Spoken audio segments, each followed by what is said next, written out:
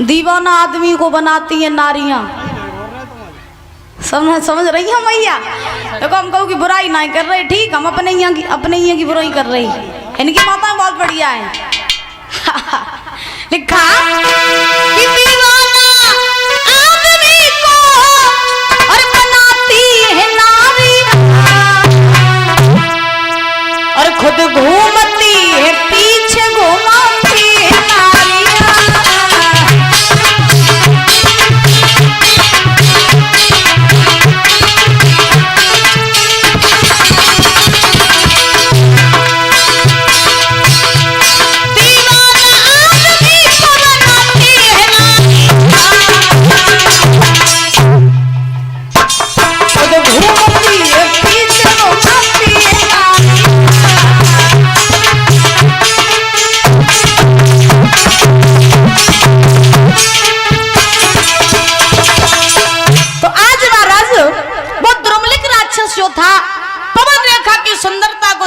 मोहित हो गया। राक्षस सोचने लगा कि कुछ भी हो जाए, अब तो उस पवन रेखा के साथ में हम छल करेंगे। तो उस राक्षस ने उग्रसेन का वेश धारण कर लिया और उग्रसेन का वेश धारण करके महाराज पवन रेखा के पास में आ गया। जब वो राक्षस पवन रेखा के पास में आया तो आकर के पवन रेखा नहीं समझ पाई कि ये महाराज है या फिर कोई राक्षस है। तो पवन रेखा ने उस राक्षस को उग्रसेन के वेश में देखा। पवन रेखा बोली, महाराज आप यहाँ क्या कर रहे हो? अरे मैं तो अभी आपको याद कर रही थी और आप इतनी जल्दी आ गए। उस राक्षस ने जवाब दिया, पवन रेखा मुझे मथुरा में अच्छा नहीं लगा तो मैं तुम्हारे पीछे पीछे चला आया। तो पवन रेखा ने जवाब दिया, देखो ना महाराज ये बाग कितना सुंदर है, चलो चल करके बाग का आनंद उठाते हैं। तो महाराज पवन रेखा उस राक्षस को नहीं पहचान पाई। आज वो राक्षस और पवन रेखा दोनों चलने लगे और चलते चलते महाराज बाग घूमने लगे। जब बाग घूमने लगे तो उस राक्षस ने मौका पा करके पवन रेखा के साथ में छल कर दिया। और जब पवन रेखा के साथ में छल किया तो उसी छल के द्वारा, उसी राक्षस के छल के द्वारा पवन रेखा गर्भवती हो गई।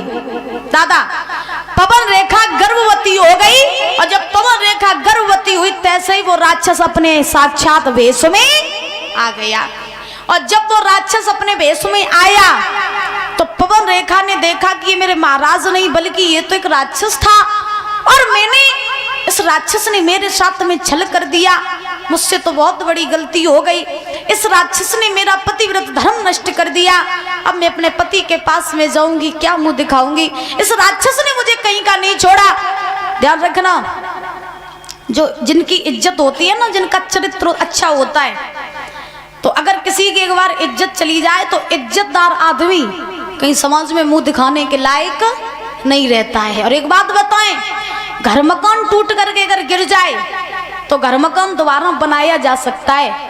अगर आपकी कमाई, आपका पैसा, आपकी धन दौलत अगर खर्च हो जाए या कहीं भी चली जाए तो दोबारा मेहनत करके आप अपनी कमाई कमा सकते हो। लेकिन अगर एक बार चरित्र चला जाए और इज्जत चली जाए तो इज्जत को न तो कभी बनाया जा सकता, न इज्जत को कभी खरीदा जा सकता है। इसीलिए ध्यान रखना, जिंदगी में अगर कुछ भी अमूल्य चीज है तो वो केवल और केवल आपका चरित्र ही है। अगर आपके पास में चरित्र है तो दुनिया का हर सुख आपके पास है। दुनिया में अगर आप कहीं भी चले जाओगे तो आपका सम्मान होगा, और अगर आपका चरित्र गिरा हुआ है तो ध्यान रखना आपके अपने भी धक्के मार के घर से बाहर निकाल देंगे। तो सबसे ज्यादा अमूल्य क्या है? चरित्र। तो ध्यान रखना, पवन रेखा ने जब देखा कि इस राक्षस ने मेरा पतिव्रत धर्म नष्ट कर दिया, मैं तो अब कहीं मुंह दिखाने के लायक नहीं रही, अब मैं अपने पति के पास में जाऊंगी, क्या मुंह दिखाऊंगी? तो उस पवन रेखा ने उस राक्षस से कहा, ओरे दुष्ट नालायक पापी, अगर मैं पहले ये जान लेती कि तू एक राक्षस है तो मैं तुझे श्राप दे करके भस्म कर देती। और रो करके पवन रेखा बोली कि अरे तेरो होइए सत्यानाश, अधर्मी धर्म बिगाड़ो।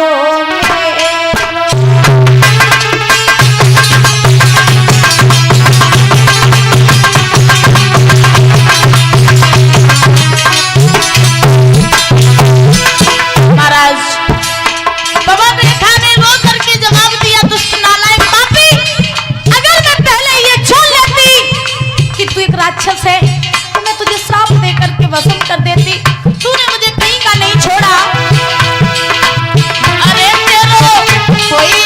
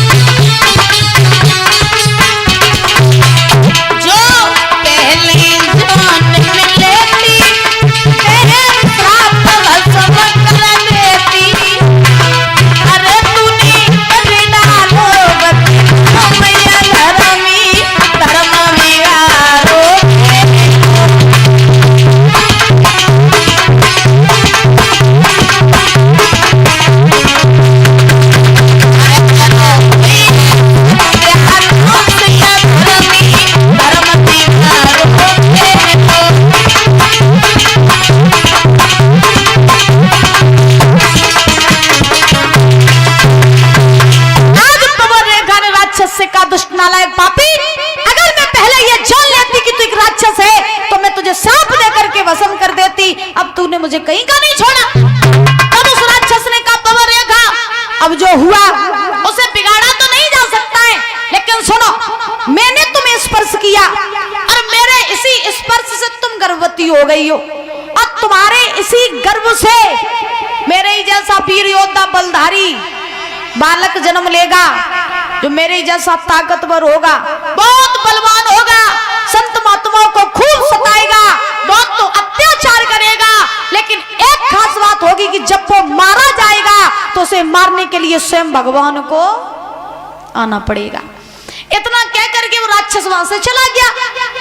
पवन रेखा जो थी वो महाराज उदास होकर के लौट करके आज मथुरा में आई।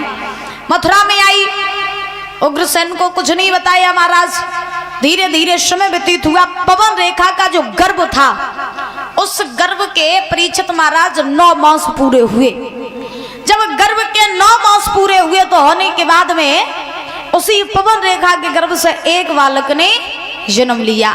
जब एक बालक ने जन्म लिया तो जब बालक ने जन्म लिया तो चारों तरफ अपशगुन होने लगे। महाराज बिजली कड़कने लगी, आंधी तूफान आने लगे। ऐसा ही नहीं,